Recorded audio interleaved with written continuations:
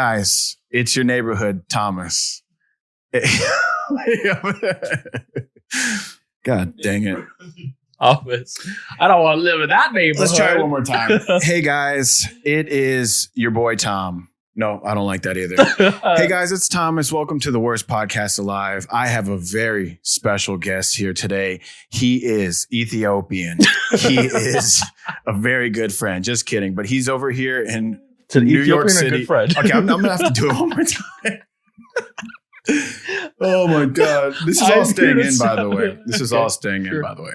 Hey guys, this is Thomas. Welcome to the worst podcast. Hey guys, this is Thomas. Welcome to the worst podcast alive. Don't drink Jameson right before the podcast. Syllables, baby. We're going to do it. We're going to do it. I have a very special guest. He's a good friend of mine. He's living out in New York City. He just got back to LA. He's a photographer. He has an awesome blog. He is the hub of photography. We're going to get into that. Fellow Ethiopian and a brother. And his name is Mo. Mo Quesadilla, was it? Empanada. Mo Empanada. Yeah. Batteries not included. Welcome, Mo. Still working on the intros. How you doing, man? What's good? I'm doing good. I really missed you. I miss you too. This is tender. I love these candles. Thank you so much. You're so kind. I could say they're for you, but they're for us. Wow. Is this how you treat all your other guests? You just hose in your... Mostly. Yeah, mostly. But I'm the real hoe in all of this. Okay. So you're back. How long have you been here? Back? Yeah. 2 weeks. 2 weeks? Yeah. 2 weeks. And what have you been doing in these last 2 weeks? Kissing everyone. No. It's going to be like this the whole time, by the way. Yeah. But... No, I'm not serious. No, I've been chilling. I honestly, like, a friend of mine was like, what have you been doing? And I was like, just cars and drugs. Just put that a little closer. Just a little closer. Just a little closer. Yeah. Okay. Emotionally. So cars and girls, you said? Cars and drugs. No, I'm joking. Cars and drugs. I've just been hanging out with car friends in New York. You know, no one drives a car. No one. Those cars you see on the street. Yeah. No one's driving them. Well, who are those people? Are they freaks of nature? They're not from there? Or what are they doing? I feel like they're... I don't know. I think they're just like... I don't know. You should ask them next time. You know, if you see people in a car, just see what the hell they're doing. Like, they need to... They always try to hit me. I'm always on my little bicycle, drinking my Topo Chico, listen to Mac DeMarco. Fun fact today, while I picked you up, you were talking about pedestrian hitting. I was. So where does that come from? What is it about wanting to just dominate these pedestrians? I know, man. I feel like I'm not going to say it's a New York thing, but I do feel like New York instilled a lot of rage in me. Just like subliminal rage towards everyone else except for myself. Because if you're in a car in New York, you hate cyclists. And if you're a cyclist, you hate cars. If you're a person, you really just hate everyone. In comparison between LA and New York, what type of pedestrian would you want to hurt the most? Like, is it a New York pedestrian or LA? Because I think LA, there's a lot of hit and runs going on over here anyway. I feel like LA because I know that I could really get them. New York, I feel like they would really like. I'm just like about to hit someone who's like been waiting for this moment. They're crafty. They're crafty and they've been waiting for it. Like New Yorkers wait. They wait for someone to like fuck their day up so they can have an excuse to really elicit their true emotion. Yeah, LA people usually just get hit. And they just go. And then guess what the drivers do? They drive off. Absolutely. As one should. I feel like it's the hit and run capital of the world, I feel like. LA? Have you ever been in a hit and run? No. I've seen a lot of accidents since I've been here. You saw them happen? Yeah. I've seen a person get T-boned. I felt bad about this one. I was pulling into a Sunoco or a Shell or something. It doesn't matter. What is this, Michigan? Yeah, exactly. Is there a Sunoco in Los Angeles? I was taking a right into the driveway, and it was like the exit of the gas station. And this BMW comes out, but it's kind of like they need to leave in order for me to go in. So I give them a little honk nudge, and then they pull out and get T-boned after I was like, hurry it up. But, you know, they can afford you were it. really the one who hit and run. I felt pretty bad, and I got gas, and I was like looking at their situation. I'm like, he shouldn't have gone. I just gave him a little honk. He didn't have to go. That's his fault. Wow. But it's Are the like statute limitations up on that though? they can't be like, well, he honked at me, so I had to go. I mean, a horn is just a horn. That is true. That's very poetic. Absolutely, horn is just a horn. Totally, man. If only you knew. No, lots of horns in New York. It's very loud. Like here, it's wild. It's still jarring to me to come back and be like, wow, it's like I can hear my own existential thoughts. Dude, you'd be desensitized by all that noise. Do you sleep easy? I honestly do now. Sleep easy. I live from the weed. From weed, Jesus. Yeah, I forgot him when I left here. I was like, man. Don't act like you ever knew him. Well, we're trying to I ghosted him a few times, but no. He holy ghosted you a couple times too. That's how it happens. These hoes ain't loyal. No, dude. Because I lived in Crown Heights, and that was like the area I was in was just super, super loud. That was the only thing I didn't like. Well, the second thing I didn't like about my apartment. There were only two things I didn't like. One was the noise, and two was the lack of central AC. Mm-hmm. So it was tricky. Am I being picked up? Okay, sorry. Are you? Yeah. Am I being picked up? You are. Oh, I did earlier. Oh, you did pick me up earlier. Thank you. Yeah. You don't need a car Thomas. in New York. Okay. And so now I'm coming back, and I'm like, oh yeah, you need a car here. Keep forgetting about that. Yeah. So you don't need a car, but you do need a car. In LA, absolutely. Of course. Because if you bicycle, is that what you call it? If you bicycle, like I bicycle? If you rip, we like to call it rip. If you rip around, but yeah, sure. Rip what? Those fucking cheeks? Wheels. Yeah. If you rip cheeks, that's what we call it. So bicycling is you rip cheeks. Yeah, totally. Yeah. Damn. Yeah. It's a thing. You didn't know that? Well, if you that's why you don't rip cheeks. I rip cheeks. That's how I know. I know you rip cheeks. You rip hella cheeks. Where's that effect where like if I wink and then it like does like a sparkle? Yeah. What is it? Sorry. No, okay. So I did want to ask you. So you're in the photography world. I know you do. You have a lot of hats in that industry. I'm only wearing one today. You have one, no logo. So you're like an undercover cop right now. Totally. In like the middle of the Middle East. You're like a Middle Eastern cop in an action movie. It's like the Indian CSI. It's not the Middle East, but You'll need to go back to school, baby. My geography is pretty bad. No. But okay, so you're in the photography world. So when did you kind of get into that? How old were you? Like where were you? And like what was like the elementary thing that you did that got you into it? I was 16, and then I had an old friend and I decided to make a digital yearbook in our middle school because they were selling a yearbook in middle school for whatever reason, but they're selling it for like $50, and we're like, no, let's steal our parents' point and shoots and make one and sell that for $10. And we ended up making a CD, whatever, and we were doing it super under the table, super legal, blah blah, just being nifty, and we made like about like $300-400 off of that, and we're like, shit, why not? Like that's cool. And then so we thought, okay, because of that, let's see what this photography thing is all about. And so we saved up a little bit more money and then bought like mirrorless cameras, and it just all started from there. That's kind of how it started. He wanted to be a lawyer and I wanted to be like a car engineer, but I ended up like photographing cars, and he ended up photographing like musicians, and we were like, oh, this is like not so bad for being in high school. Damn. Yeah. So through trial and error, did you start like learning how to, get the apertures right and all of those things? Because like when I'm still to this day, like I don't understand any of it.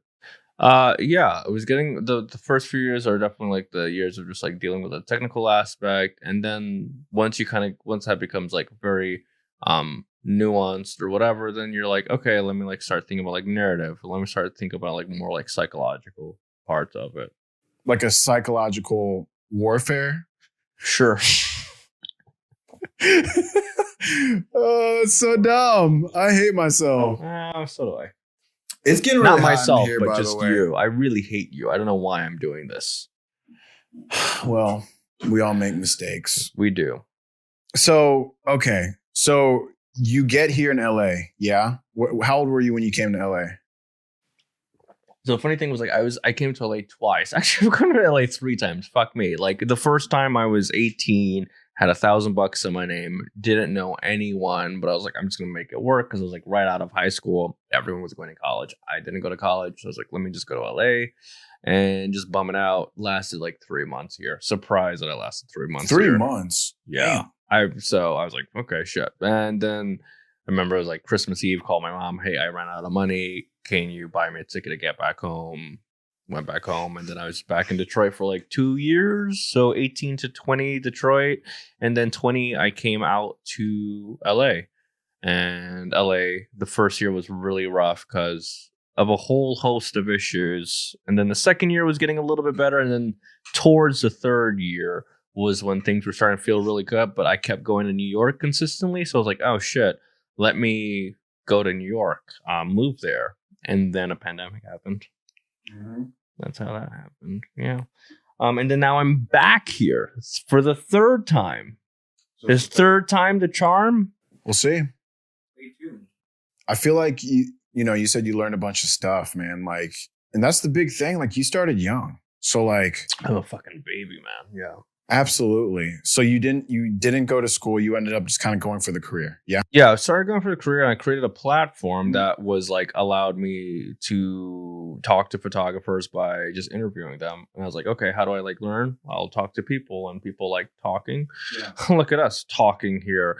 And so interviewing people, and then it just became like a thing where I was like, oh, there's a community of people that I can like start interviewing, and it just showed me how accessible all this shit perceivably was. And from there, that was my education. That was why I was going to New York so many times, just to like interview people. And I started going to New York to interview and to talk to people from like the Times or like New Yorker and all these places. And I wasn't there as a photographer. I was just there as like a person that was like community building. So that taught me like, oh, this is a cool thing to do. And so I did not get taught formally photography. I did like a photography program when I was like 16. That's actually when I started my website. I did it because they had really good Wi-Fi and IMAX. And so I had to use their Wi-Fi and IMAX. I just like, use that shit to get, hustled it up, you know. What's it called? What's your blog called? It's called Emmazed. So, yeah, and it sure should be. Hopefully, there's a link here. If I pour water, maybe the text will melt. But it's amazing. It's just an online platform that has been now a good thing for me to do as just a recreational, but also professional thing. And it gives me a reason to have my pulse onto the contemporary photography atmosphere. And I've been very privileged and very thankful and lucky to just have just crazy experiences because of it. Yeah, dude. Through photography, and understand where photography exists right now. And I went to New York and even though it was a pandemic, I was still building that community. When you were out there, were you there because of things that were set up by the blog, or were you just kind of going out and making things happen as well, or was it both of it? I think it was both of it. But the pandemic kind of made it only one thing, which was I just had to like be intuitive and just make things out of my own. But it brought me, because of George Floyd and all these events that were happening at the same time, it brought me in an interesting place of having interesting conversations with a bunch of interesting brands and publications about a variety of relevant things. And so it just even grew my responsibility in the photo platform and the photo community, even more. So yeah, it was, I feel like I kind of did like but like I feel like I did receive a little bit of like what I wanted out of a lot of what I wanted in New York, which I would have thought maybe would have taken maybe 2-3 years of being there, but only being there for 8 months. Granted, like pandemically speaking, that was like a interesting crash courses to like being a same person in a different setting and seeing how that morphs me into like a different person. Damn, yo. Then coming back here where it's like fucking sunny and everyone's like, coronavirus, what's that? Well, things are about to get worse again. Oh, but yeah. That's for everywhere. Yeah. But I feel like, but it's funny because I always joke that the virus never existed in like LA. Like in New York, like I saw like body bags and like. Are you serious? Oh yeah, so I remember cycling back home, and this was even in June, cycling back home and seeing like a family put like a body bag in like a minivan, like 3 blocks away from where I lived, and seeing like obviously like those fridge trucks or whatever. Yeah. So you saw it, and like the mood there was also very like visceral, and I can only imagine here when everything was starting to happen because it was raining, right? Because so like, oh my god, imagine like LA when it's raining, and then now it's like meeting a virus. Be the end of days. Yeah, it must have felt that way, right? Oh man, if like LA, I mean, yeah, it seemed like people were following the rules a bunch, but then also now people are kind of hanging out doing stuff, but it's different now. So we have a better grasp as to the safety precautions and whatever, and we have a little bit more accessibility to testing. But obviously that comes with some like lowered sense of like scrutiny. And so when people are doing that collectively, obviously we see what is slowly happening now. And then holidays accelerate the fuck out of that. And then we're like, oh, okay, cool, sick. We had a decent summer, quote unquote decent summer. But yeah, I mean, summer wasn't even a thing. Summer. No. Oh yeah. Summer isn't just happen. Like weather, right? But other than that, like no one was like no. I mean, but you had like people. So I heard from friends or people like they would go to like Joshua Tree whenever that started to open up, or Palm Springs, or just like camp in like discursive places that no one else was camping or whatever. At least you had that kind of accessibility here, but also I guess you had that in New York. I just stayed my ass in the city though. I didn't go up state or anything. No, I was just like in the city. I did not travel, did not leave basically neither Brooklyn nor Manhattan for like 7-8 months. The culture, I was like definitely more contributive to just like my livelihood, because I would see people in hijabs because I grew up in like a Muslim household, but also like just being in a neighborhood like full of like black people who've been there for like decades, rather than like people who are being like displaced because of like gentrification or whatever. That's what I loved about Crown Heights. Like the history of that like little borough from the 70s, and how it turned from like majority white to majority black and almost like this because of just some like conflicts or whatever in the communities. But no, I think the culture there was definitely what I needed, and the place that I was living in there, I was really lucky at the place that I found out there. I remember, especially as like a first apartment in New York, I remember my friend was helping me move, and he was like, dude, like this place is sick for like a first apartment. He was like, this is normally like someone's like 4th or 5th apartment in like New York's, and it was a really nice place. I was kind of sad to like leave that, because like shit, that was like a really nice place. It did not have central AC, nor was it the quietest, but it had so much more space than most places I've lived in, and had just, it was a really good vibe. Dude, space is everything. And like, dude, we had, honestly, I didn't ever count it. We probably had like 100 plants. Honestly, really? I'm not fucking with you. No, like my plant life, baby. It was a greenhouse in there. Yeah, plants, books, herbs. It was a good vibe there. That sounds like a good vibe. Yeah, but it was nice because it like kind of like reminded me a little bit of like just LA. You know, here I was like, it's a good vibe and plants, and we're just like chilling and calm. And that was definitely like my, even though it was loud outside when we opened up the window because we didn't have central AC, so windows open, right? But when it was cold at times or whatever, and we closed it, it'd be like, oh, this is like very like serene, especially with all the plants. And then like we had like light that would just bleed through all the windows, and just it was a beautiful fucking place. Hell yeah. I'm about to add some plants here. Hold on real quick. Oh yeah, let's get some plants. Let's set the vibe out here. I'll put this one on your side. Yeah. I'll put some on your side. Okay. Let's not burn it. I'm propagating this one. Oh. What's this one's name? Jennifer. Oh, okay.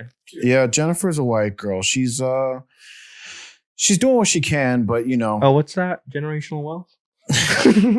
She's doing well. You see, she's bountiful. She's getting the roots in there. She's doing well. She's doing her thing, man. That's nice. She doesn't have to do much. She'll succeed. Yeah. I can see like a little bit of like generational wealth. going on there. I know she came from this one. So this one's already been rich, bountiful, established itself early on. Whereas, some of the pothos plants had to start from a seedling, early on in life. And they're not even where she is right now. From the mud, if you will, from the soil. But this one, it was established.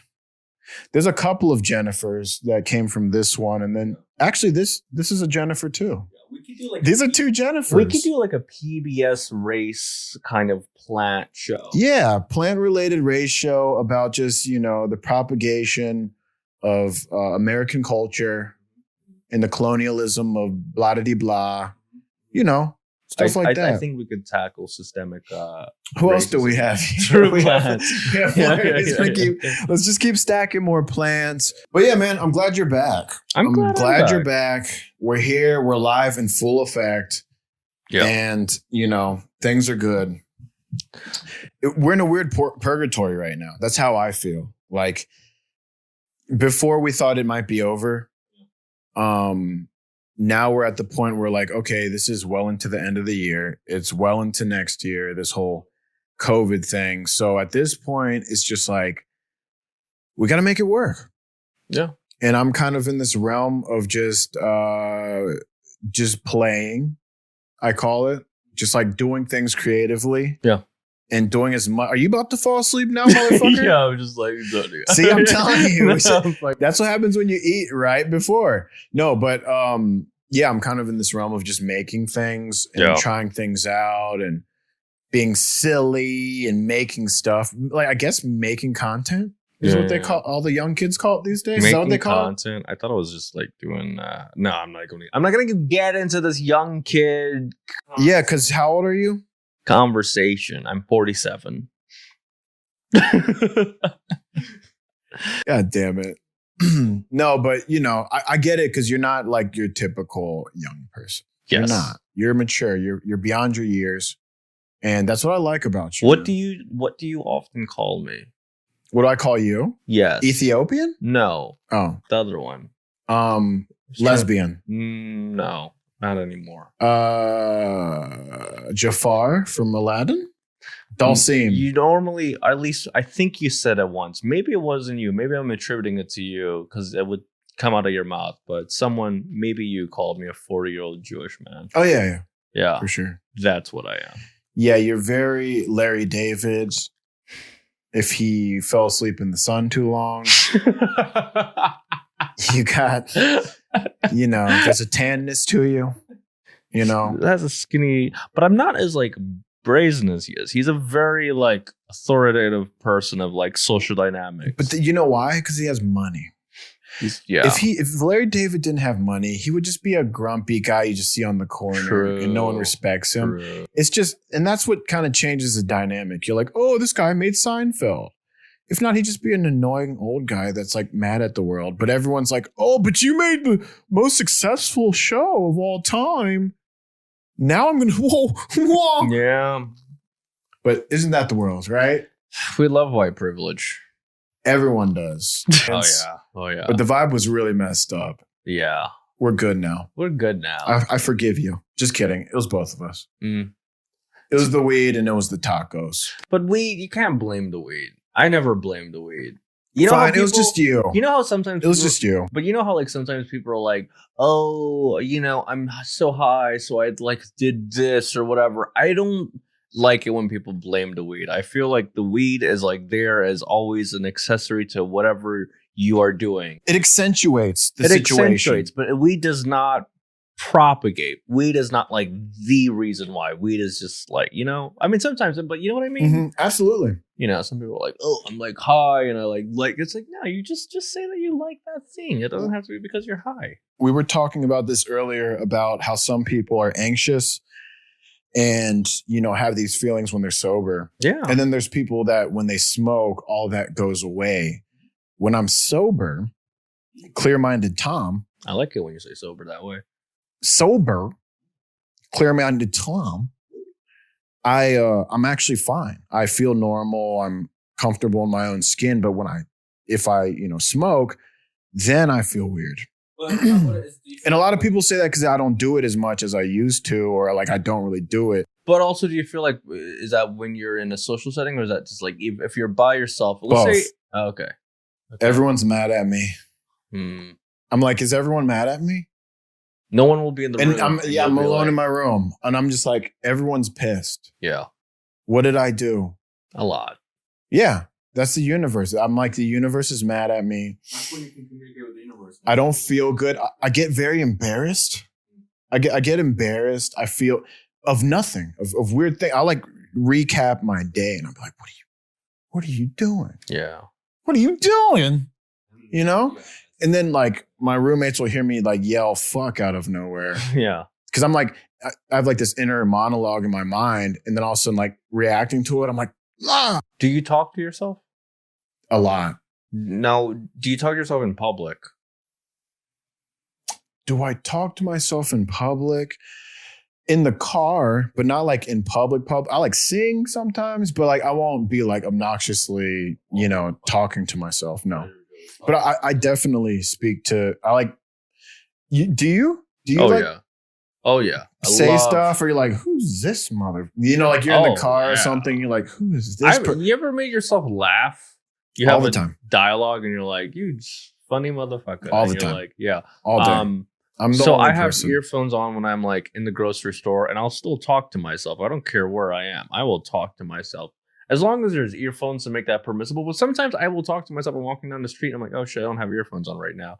I don't that's think why it that woman matters. looked at me. Yeah, it doesn't matter, but it's just more so like a conscious, but who gives a fuck about what other people do? Well, speaking to that, I think when you are able to speak, like talk to yourself, that is having a good relationship with yourself, really. Yeah.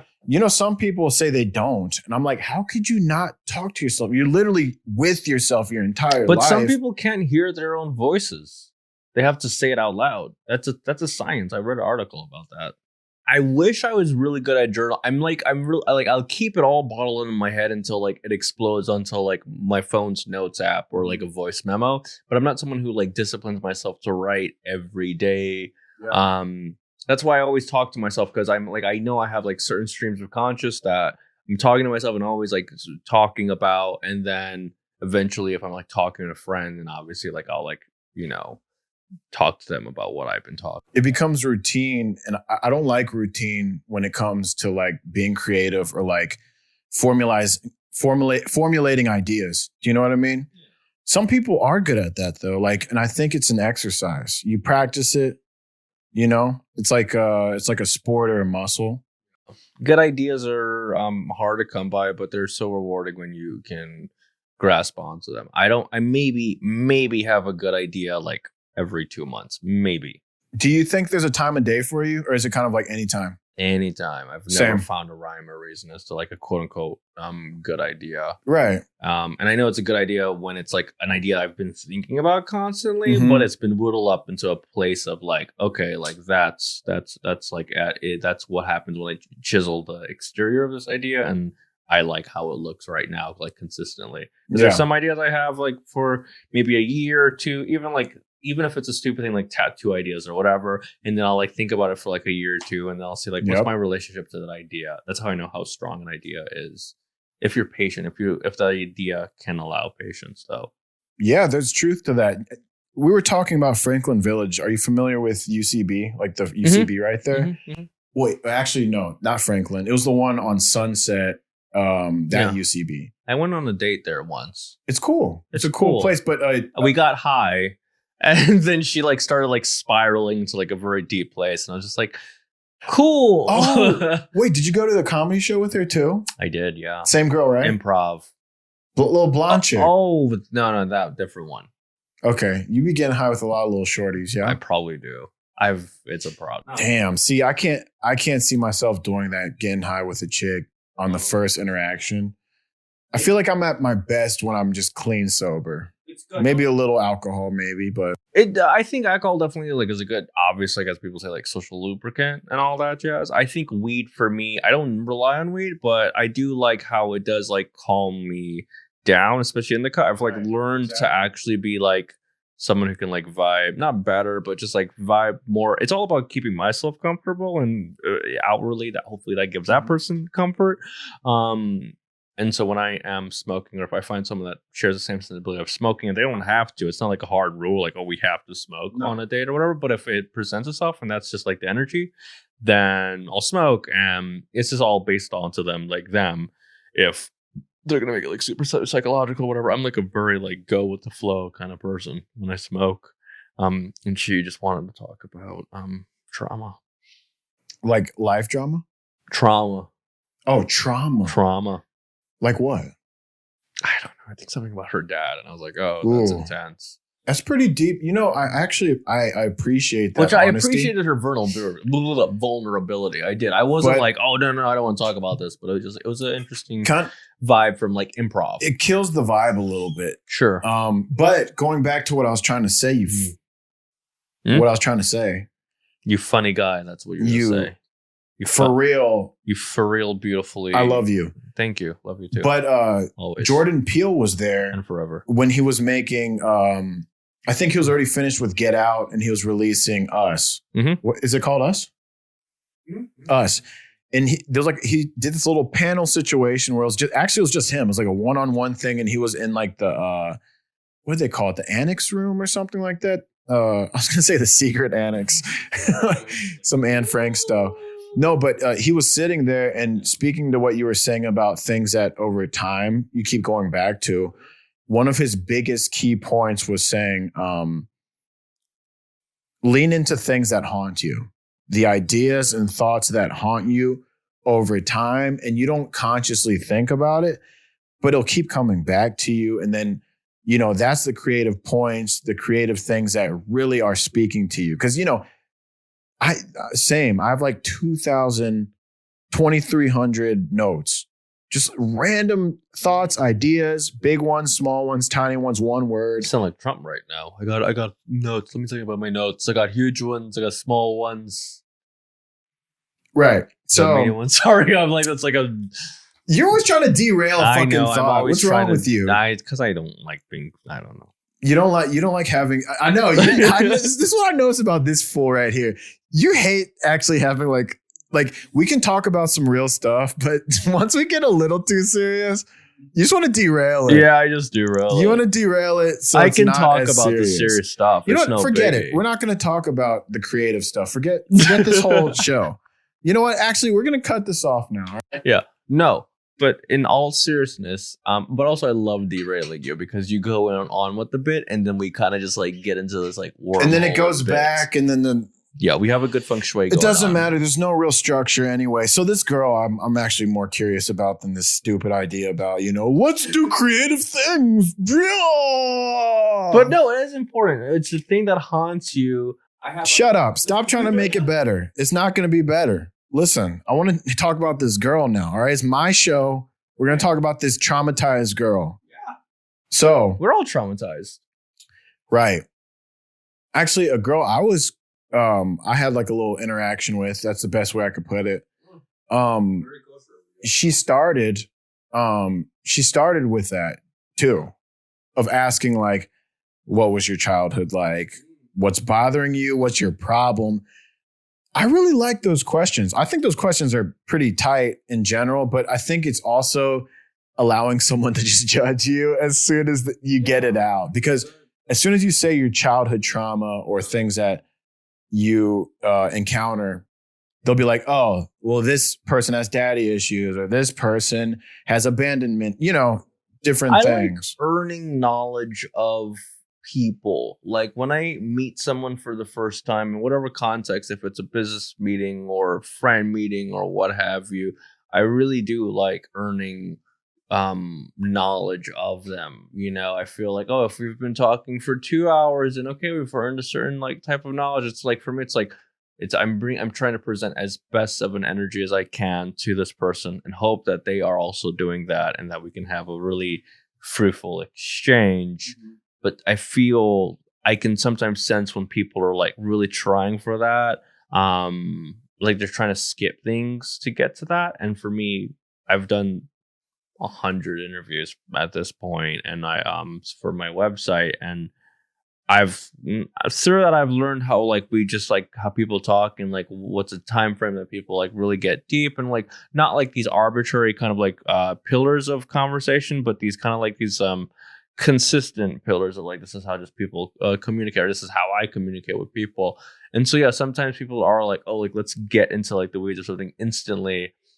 And sometimes I'm just like, it's like a skipping the foreplay situation. Total. There's lots of social foreplay you got to get into because we're human. Like we're so multifaceted that we cannot ignore that. It's a dance. It's a dance that you inherit. These are my metrics and these are your metrics, and like you can't like, regardless if it's trauma or whatever. Even when people are thinking about like talking about things that are deep, you can't like quantify it. I do hate small talk though. It does seem very, I don't want to say awkward, because usually in a situation I always say people make a situation awkward, not the situation. You know, things could be weird, but like if two other people just move on, it's not really awkward. It's just people make it awkward. But I do find small talk being just superficial, and eventually once you get into the meat of things, it starts, you start getting to know people.